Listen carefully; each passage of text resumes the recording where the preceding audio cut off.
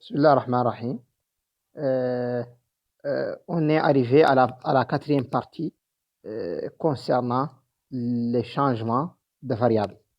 On va commencer par définir une matrice de passage. Soit E, un K-espace vectoriel de dimension finie n, et B est égal à E1 jusqu'à En, une base de E. Soit S, une famille finie de cardinal P de vecteurs de E. C'est une famille quelconque de vecteurs de E. La seule condition, c'est qu'elle soit finie.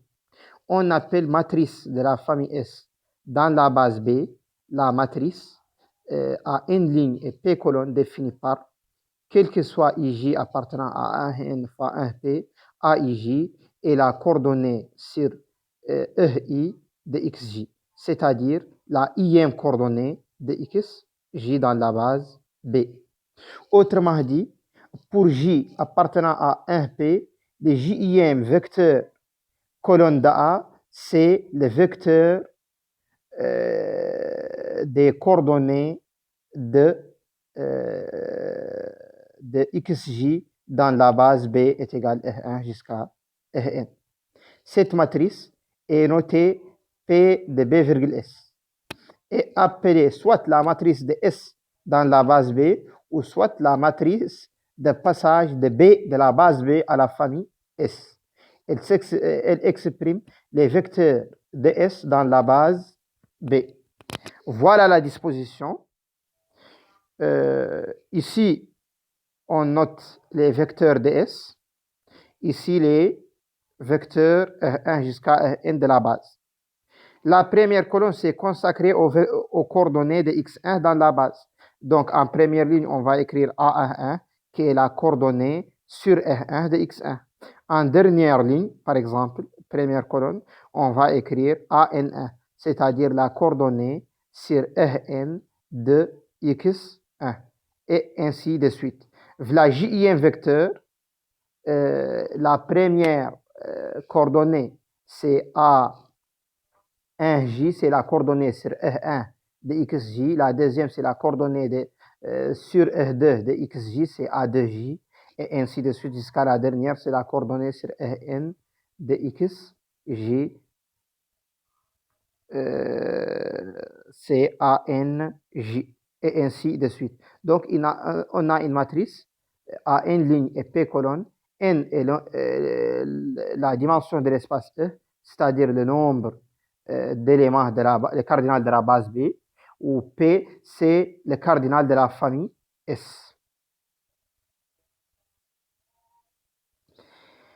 Comme premier exemple, si on considère la base B canonique de K au cube et la famille constituée par les deux vecteurs x1 et x2 de composantes, pour x1 c'est 1 moins 1, 0. Pour x2 c'est 2 moins 1, 3. Alors la matrice de la famille S dans la base B, c'est-à-dire la matrice de passage de la base B à la famille S, c'est la matrice à 3 lignes, parce que la base canonique de K au cube est de cardinal 3, K au cube est de dimension 3, et à 2 colonnes, puisqu'on a la famille S et à 2 vecteurs. La première colonne, on va mettre dans l'ordre les coordonnées de x1 sur les différents vecteurs de la base B. La base B est la base canonique, donc les coordonnées sont exactement les composants du vecteur. Donc, on a 1 sur R1, ou moins 1 sur R2 et 0 sur E3. Même chose pour la deuxième colonne, ce sont les coordonnées de x2 dans la base canonique. Donc, on a 2 sur R1, moins 1 sur R2 et 3 sur E3. C'est puisqu'on a la base canonique, donc les coordonnées ne sont que les composants. Si on change la base, si on note B est égal IJK à la base canonique de K au cube, et on forme B' est égal I plus J plus K, on a déjà montré que que celle-là est une base, on a montré ça dans un contexte plus général, que B' est une base de K au cube. Déterminons la matrice de la famille S précédent dans la base B'. Il faut déterminer les coordonnées de x1 dans cette base et les coordonnées de x2 dans cette base. Pour cela, on va faire une identification. Il faut écrire x1 comme alpha i plus bêta i plus j plus k plus gamma i plus j plus k. Et identifier ça avec les vecteurs, les coefficients de x1 que nous avons. On va trouver que la coordonnée sur i c'est 2, la coordonnée sur i plus j c'est moins 1, et la coordonnée sur i plus j plus k de x1 c'est 0. Donc ici on a 2 sur i, ici on a le vecteur i, ici c'est i plus j, ici c'est i plus j plus k, ici c'est x1, ici c'est x2. Donc on a, après tout calcul, on va trouver que la coordonnée de x1 sur i c'est 2i. Dans cette base, la coordonnée dans cette base de x1 sur i plus j c'est moins 1, et la coordonnée dans cette base de x1 sur i plus j plus k est égale 0. Même chose pour x2, il faut déterminer par identification les coordonnées. On va trouver 3 sur i, moins 4 sur i plus j et 3 sur i plus j plus k. On va noter ça ici. 3 sur i, c'est la première ligne, deuxième colonne.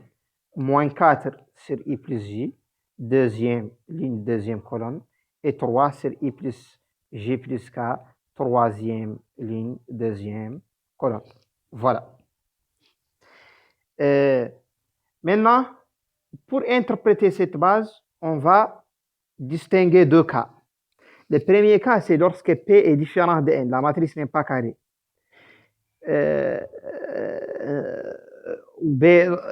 Avec les mêmes notations de B et S, on va poser B' est égal U1 jusqu'à UP, la base canonique de KP.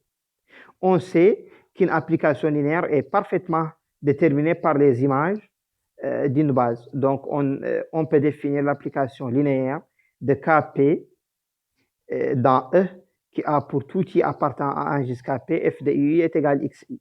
Alors, directement, comme la matrice de passage de BAS exprime les coordonnées de xi, qui sont les f de UI, dans la base B, donc c'est la matrice de f relativement aux bases B', B. Parce que ici, nous avons f de x1, x1 ce n'est que f de u1, et ainsi de suite, xp ce n'est que f de u, P. Donc, on a la matrice de cette application linéaire F relativement aux bases B' canoniques de KP et base B choisie de E. Maintenant, si P est égal à N, on n'a pas besoin de passer à KP directement. On a une seule application linéaire, endomorphisme de E, qui tel que quel que soit i appartient à 1 jusqu'à p, u de i est égal à xi, parce qu'on on a les mêmes nombres. On va considérer x1 comme l'image de r1 et ainsi de suite.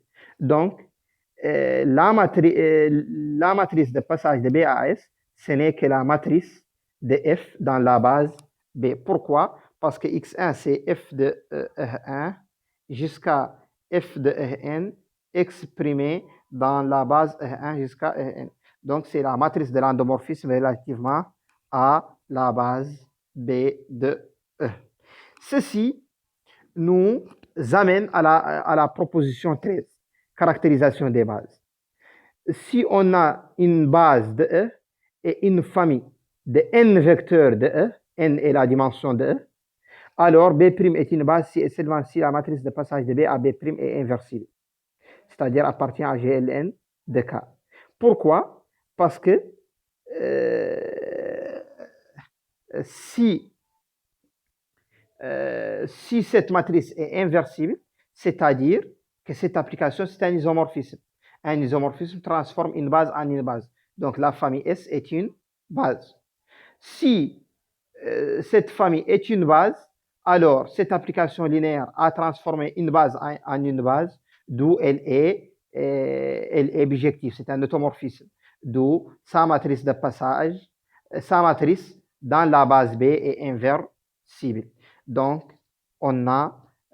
si on a une base de E une autre famille de E de cardinal égale aux dimensions de E, la deuxième famille est une base de E si et seulement si la matrice de passage de B à B' est inversible.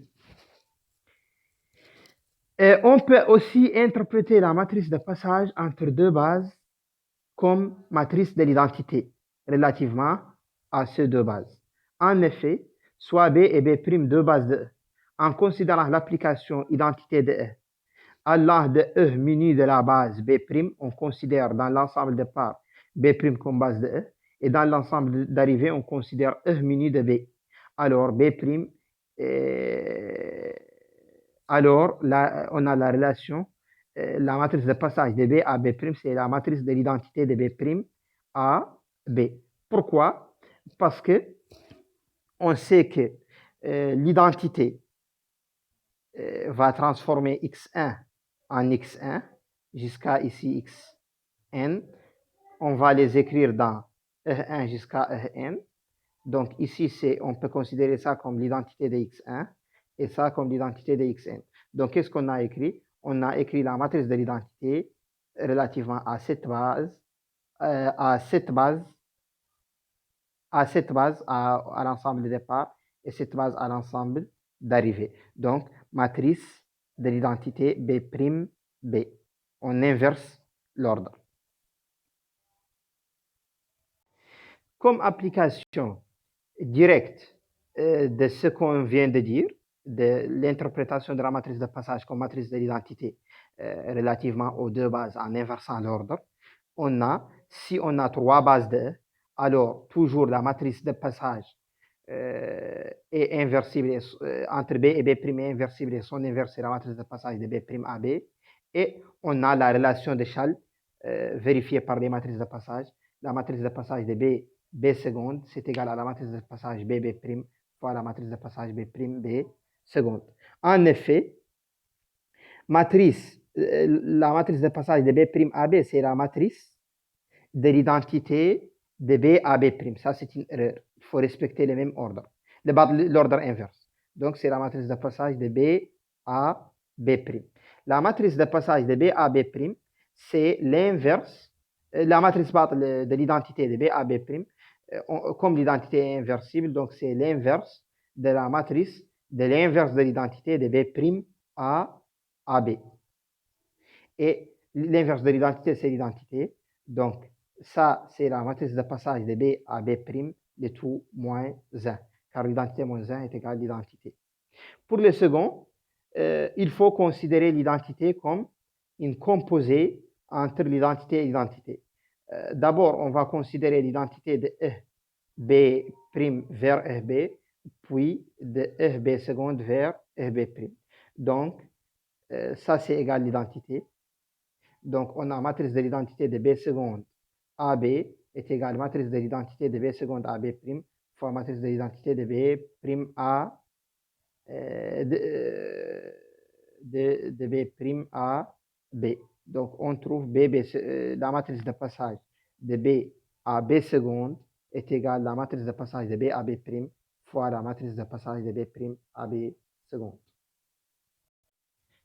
Donc, on passe aux formules du changement de base.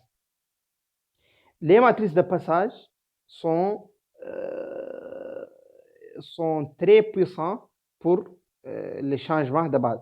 C'est-à-dire qu'elles nous aident à déterminer les coordonnées d'un vecteur dans une base, connaissant ses coordonnées dans une autre base.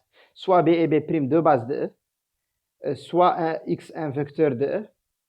On peut calculer ces coordonnées dans la base B et on va les regrouper dans une matrice colonne. X est égal coordonnées dans B de X. Et de même, les coordonnées de X dans la base B', on va les regrouper dans la matrice colonne X'. On cherche le lien entre X et X'. Considérons l'identité passant de E B minu de la base B' vers E minu de la base B. On sait que la matrice de cette application linéaire, c'est la matrice de passage de B à B'. Comme identité de X est égale X, donc Ici, x écrit dans la base de l'ensemble d'arrivée, c'est-à-dire le vecteur grand X, est égal à la matrice de l'application linéaire fois x écrit dans la base de l'ensemble de départ, c'est-à-dire B'.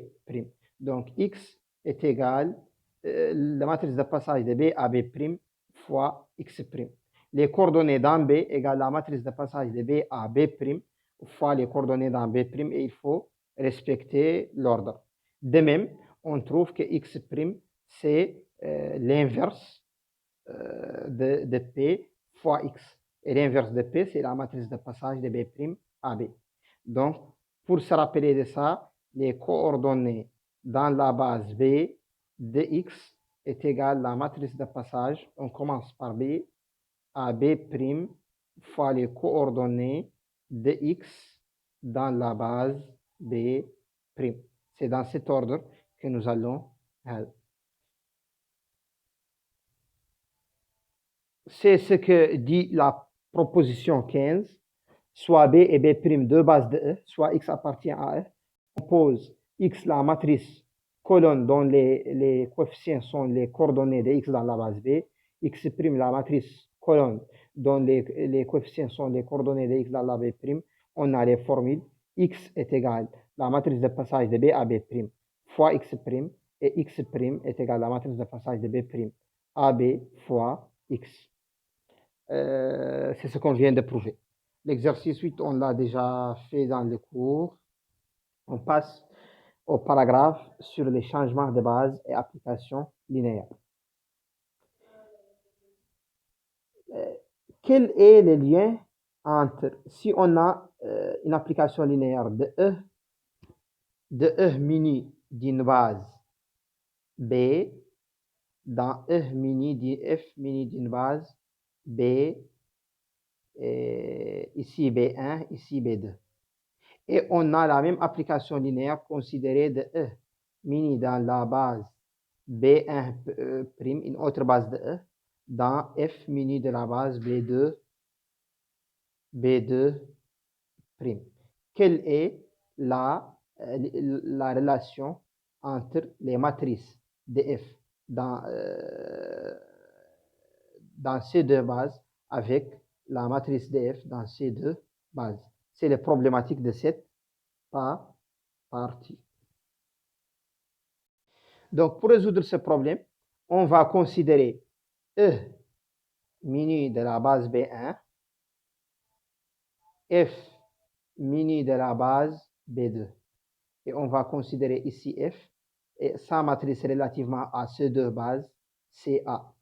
On va considérer aussi F allant de E muni de la base B1' dans F mini de la base B2' et sa matrice relativement à ces deux bases, sa matrice relativement à ces bases, c'est A'. On sait que l'identité, la matrice de l'identité allant de E B1' dans E B1, c'est la matrice de passage de B à de B1 à B1'. Et la matrice, l'identité de F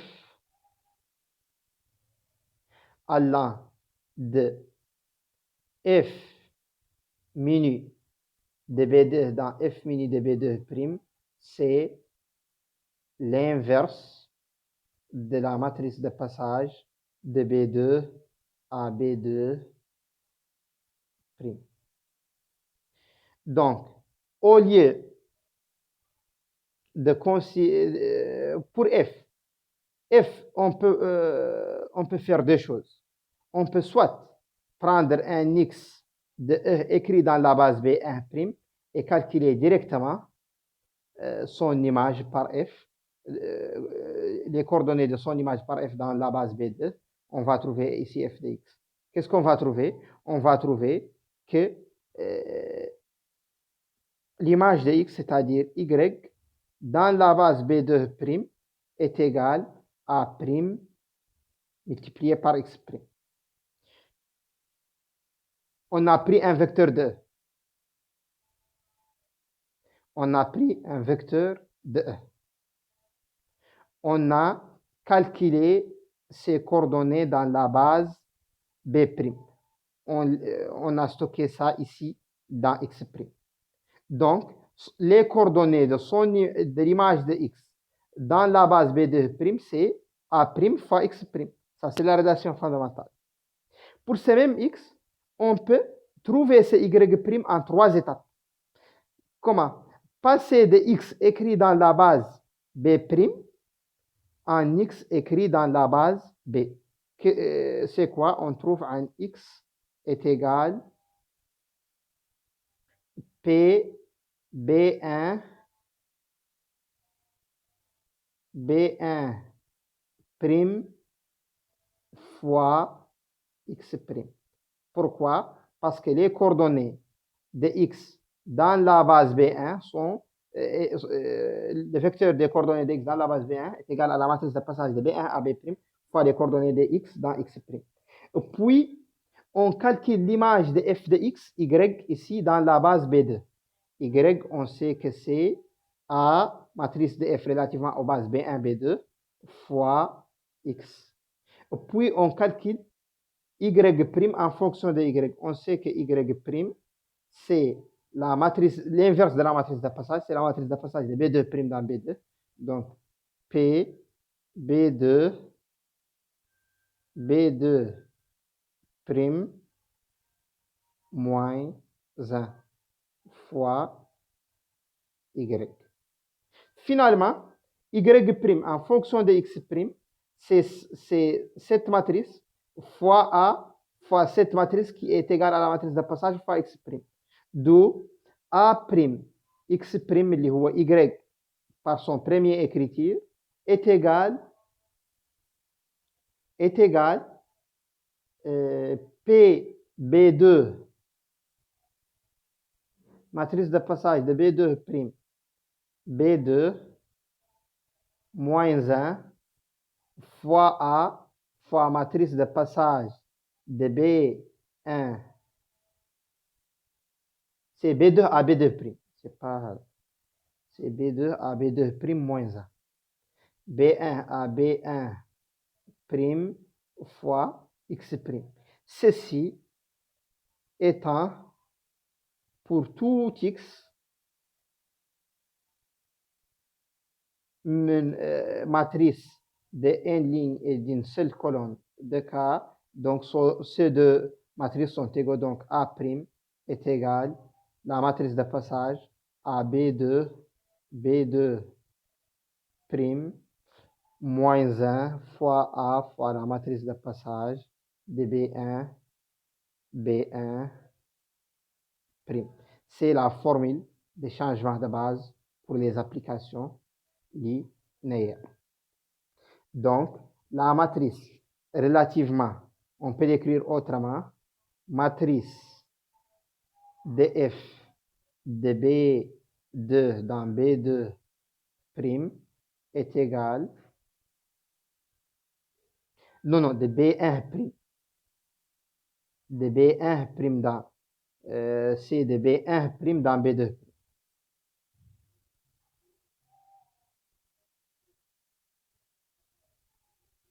Est égal à la matrice de passage de B2 dans B2'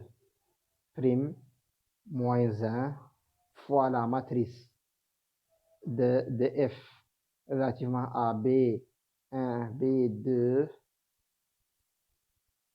fois la matrice de passage de B1 à B1'. Donc, on sait que ça, pour se rappeler seulement de la formule, on sait que ça c'est P B2 B2 matrice B1 B2 P B1 B1'. Donc, qu'est-ce qu'on va faire?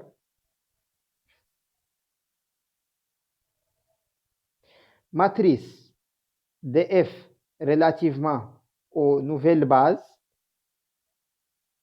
on va prendre la base, la matrice de passage dans l'ensemble d'arrivée, entre les bases de l'ensemble d'arrivée, mais dans l'ordre, en commençant par celle qui se termine ici. On met B2. Puis, CB2, c'est celle qu'on va les mettre ici en dernière position. Et on va mettre avec elle la première base.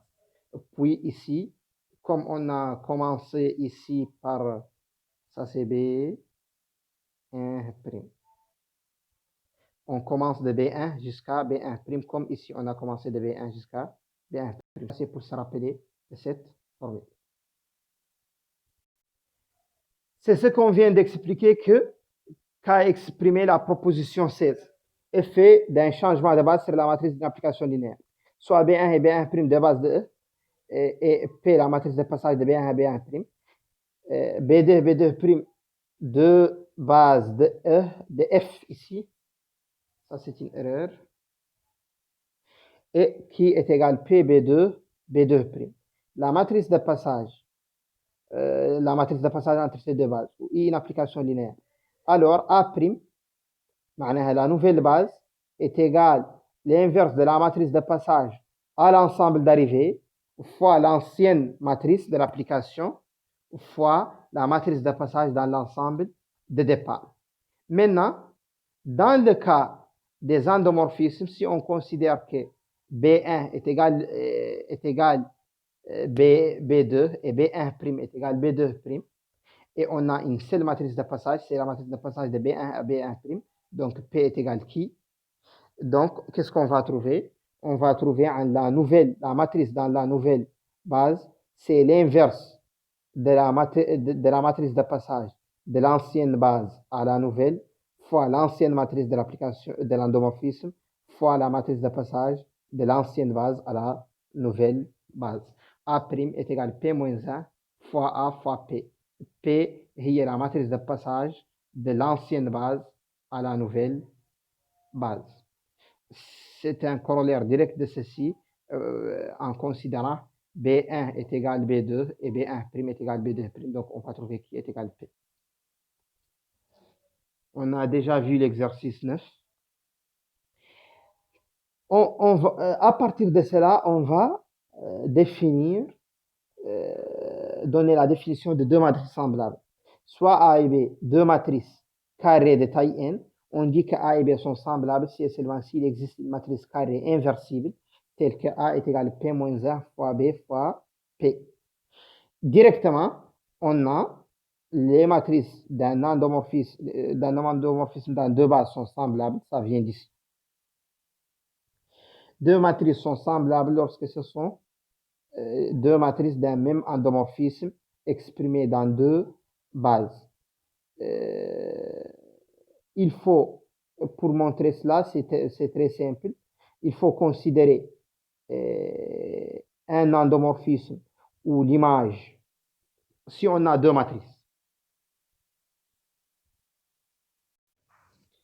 si on a deux matrices A et B, tel que B est égal P-1 à P, où P est inversible.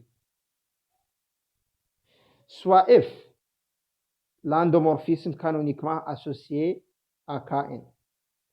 Canoniquement associé à A. Et soit B', la base de Kn dont les vecteurs sont les colonnes de P exprimées dans la base canonique. Donc, directement, on va trouver que P, c'est la matrice de passage de la base canonique à B'. B, c'est la base canonique. B', c'est la base, c'est une base puisque la matrice est inversible, dont les vecteurs sont les vecteurs colonnes de la matrice P. On trouve que P, c'est la matrice de passage de B à B', c'est inversible, donc B', c'est une base. Donc, P-1 fois A fois P, c'est B, c'est la matrice de F dans la nouvelle base. Donc, endomorphismes semblables sont, matrices semblables sont les matrices de d'une même application linéaire dans deux bases d'effets différents. Enfin, il est très simple de montrer que la relation E semblable A est une relation d'équivalence sur Mn de K. On l'appelle aussi relation de similitude, c'est-à-dire chaque matrice est semblable à elle-même via P est égal à IN. Et si A est semblable à B via c'est-à-dire A est égal à P moins 1 B fois P, alors B est égal à P fois A fois P moins 1. Donc, ils sont aussi semblables puisque P moins 1 est inversible. Et la transitivité encore se traite de manière similaire. Donc, c'est une relation d'équivalence. Dans le dernier paragraphe de cette partie, on parle des traces d'un endomorphisme. On va commencer par deux lemmes. La première, c'est la proposition 18. On sait que la multiplication des matrices n'est pas commutative, mais la trace de A fois B, c'est toujours égal à la trace de B fois A. A et B sont des matrices carrées de taille n. Pourquoi? On va faire calcul direct. Trace de A fois B, c'est la somme de I est égale à 1 jusqu'à N A fois B, II. A fois B de II, c'est la somme de K est égal à 1 jusqu'à N A I K B KI. On inverse les deux sommes, on permute les deux sommes, et on va trouver les traces de B fois A. C'est une justification qui est calculatoire. Et à partir de cela, directement, pour tout A appartient à M de K, pour tout P appartient à GL de K, alors trace de A, c'est trace de P moins 1 à P. Pourquoi? Parce que trace de P moins 1 à P est égal trace de P fois P moins 1 fois A à partir de celle-là. D'où, ça c'est IN, donc on trouve trace de A. À partir de celle-là, on va définir le trace d'un endomorphisme. Soit un endomorphisme, un espace vectoriel de dimension n, et B', deux bases de E. Soit I un endomorphisme de E. A sa matrice suivant, dans la base B, A' sa matrice dans la base B'. On sait alors que A' est égal à P-1 A fois P, où P est la matrice de passage de B à B'. Donc, d'après le théorème précédent, A' et A ont les mêmes traces. Donc, toutes les matrices de A de U dans n'importe quelle base ont les mêmes traces. C'est ces traces que nous allons appeler la trace de l'endomorphisme U. C'est ça la définition 13. Soit U un endomorphisme et B une base de E. On appelle trace de l'endomorphisme I, le scalaire noté trace de I est défini par trace de I, c'est trace de la matrice de I dans B, où B est n'importe quelle base. Ce scalaire étant indépendant de la base choisie comme on vient de le démontrer. La proposition 20 provient des propriétés de la trace d'une matrice. Pourquoi? Parce que la trace de L de E dans K est une forme linéaire non nulle sur L de E qui vérifie, en quel que soit IV appartient à L de E, trace de I rond V est égale à trace de V rond I. On prend n'importe quelle base de E, soit A, la matrice dans cette base de B, ou de U, ou B, la matrice dans cette base de V. Trace de U plus V, c'est la matrice dans cette base de U plus V. C'est la somme des matrices, parce que la matrice dans la base, l'application matrice dans la base B est linéaire. Trace est aussi linéaire, donc on trouve trace plus trace, donc on trouve trace de I plus trace de V. Même chose, on montre qu'elle est linéaire, c'est-à-dire que trace de lambda I est égal à lambda trace de U. Donc c'est une forme linéaire. Ce n'est pas nul. Pourquoi? Parce que ce n'est pas nul si la dimension de E est supérieure ou égale à 1, c'est-à-dire E n'est pas réduit au vecteur nul. Pourquoi? Parce que les traces de l'identité, c'est la trace de sa matrice dans n'importe quelle base, c'est IN. On trouve N niveau dimension de E supérieure ou égale à 1. Donc la forme linéaire ici est non nulle, donc son noyau est un hyperplan. D'autre part, trace de I rond V, c'est trace de sa matrice dans la base V. On sait que matrice dans la base B, la matrice de la composée, c'est le produit des matrices. Donc, on trouve matrice de I fois matrice de B. Mais trace du produit de deux matrices est égale trace du produit de deux matrices, mais dans l'autre sens. Donc, trace de matrice de V dans la base B fois matrice de I dans la base U. Et ça, c'est la matrice dans la base B de V rond I. Et on trouve enfin trace de V rond